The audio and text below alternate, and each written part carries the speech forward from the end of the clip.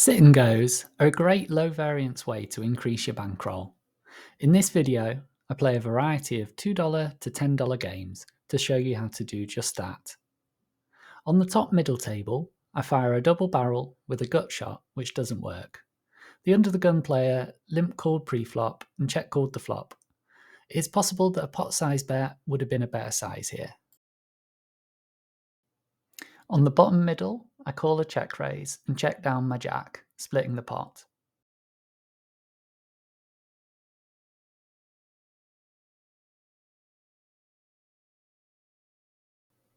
On the middle table, I like stabbing small in limp pots and single raise pots with our air, which has some backdoor potential.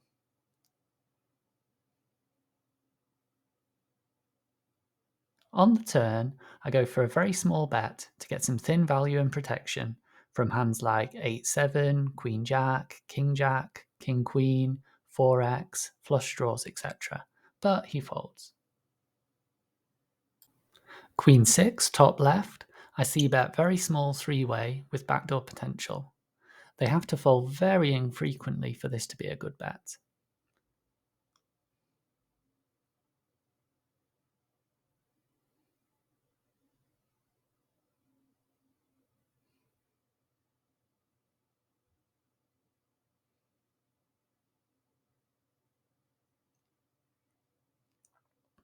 And top right, I'm making another small lead with backdoor potential.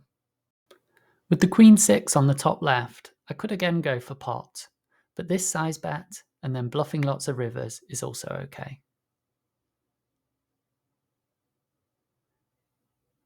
And I do that here, going just under the size of the pot, a size which may well get an ace to fold on a texture where it's hard to find too many obvious draws in my range.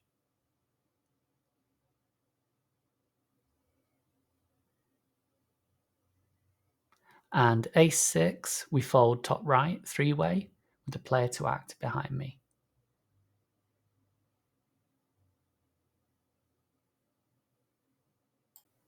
Pocket 8's in the middle. I'm just trying to keep him in the pot as best I can, without giving up too much value. But he does manage to find a turn fold, unfortunately.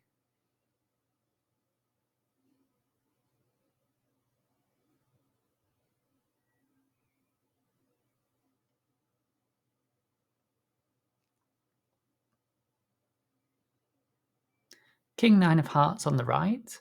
I use a big size here, trying to get some value, but not minding if they fold as well, because my hand is very vulnerable to overcards. King 10 top left. I c-bet and take it down. Jack 4 suited on the top middle was a loose open from under the gun, but one that can be profitable against weaker players.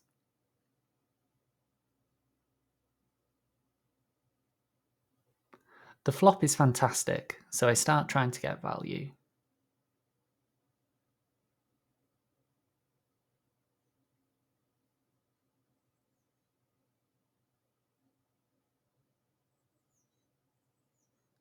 And I'm also trying to get value with queens on the right hand side. With the Jack 4, it's not the greatest turn card, as either player could have a flush, but there are still many Jack X and pair plus diamond hands to get value from.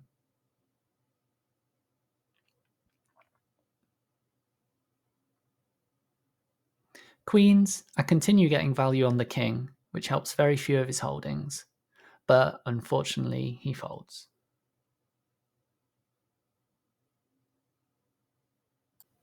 Top right with Jack 10 suited, I call a 3-bet out of position and elect to lead this flop to get some value and to protect my hand. And Jack 4, I decide to raise the min bet. I'm essentially treating this min bet as a check, and I would value bet around this size versus a check.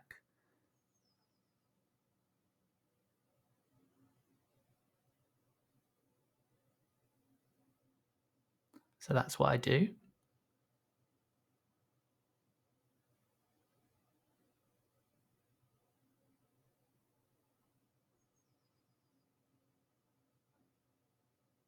And then when I face a shove, it's a bit like facing a check raise on the river, but even stronger in my opinion. When players min-bet and then re-raise, it's incredibly strong in my experience. Ace-9 in the middle. I start with a bet for value and protection. Jack-8 top left. I decide to barrel my draw. Jack-10 on the top right. I barrel turn for thin value and then check back this river, but unfortunately he rivers a queen. Ace-9, I continue to seek value, and the same with King-10 on the bottom left.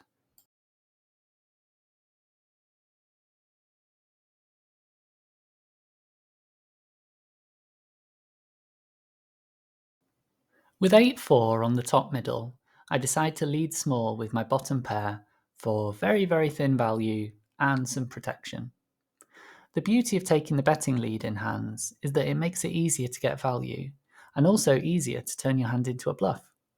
On this ace turn, I can now turn my 4 into a semi-bluff. But now that I river 2 pair, I can turn it back into a value bet again. Ace-3 top right, I could see bet tiny, but the board is just a little too connected and my hand has very little going for it. And bottom middle, I think I chopped the pot enough that I don't feel like I have to turn my hand into a bluff here.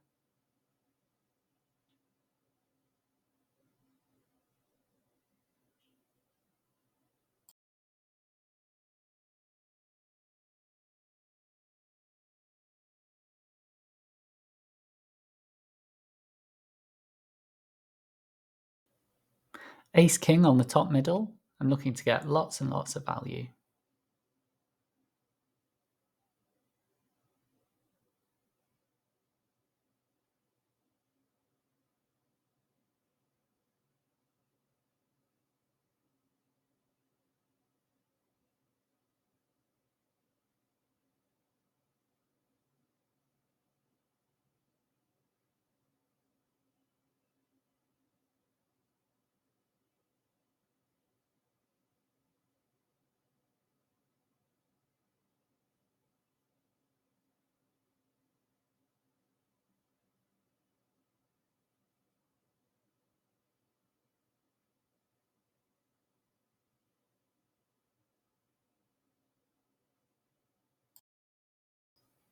And Ace-5 on the left is fairly close, but an okay call, I think. In general, I like to call all-ins a little tighter than GTO in these games, as many people will be missing shoves that are profitable. And I don't really want to make marginal calls for my tournament life, given my likely edge in these games. With Jack-3 on the top middle, my opponent makes a small c-bet out of position, which he will very likely do more than a solver would, and with many middling strength hands. I therefore think that an overcard and backdoor straight draw is good enough to float here. On the turn, I start bluffing with my open ender, and bottom right, I double barrel with an overcard and gut shot.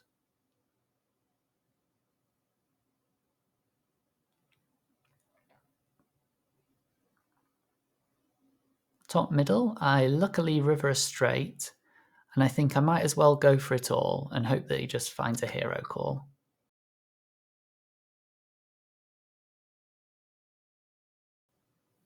Ace-5 on the top left, I go for 2 small barrels, given that we're so shallow stacked. And on the river, I decide that on a 6, I have just enough showdown value against hands like King-7, Jack-10, etc., that I don't need to bluff it.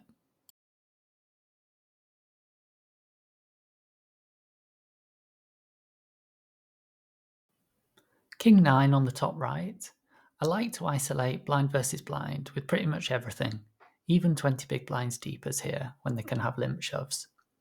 It's a shame to get limp jammed on, but the population's small blind limping range is generally pretty weak, so I'm happy to isolate very loosely there. Top right, I like opening small blind to 3 big blinds at 20 big blinds deep with my junkiest holdings, trying to reduce the big blind's odds to call with a variety of hands.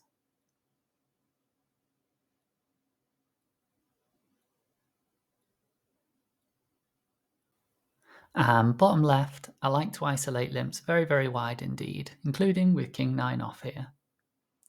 With ace 2 top middle, the turn connects with so many of his holdings that I decide to not bluff turn.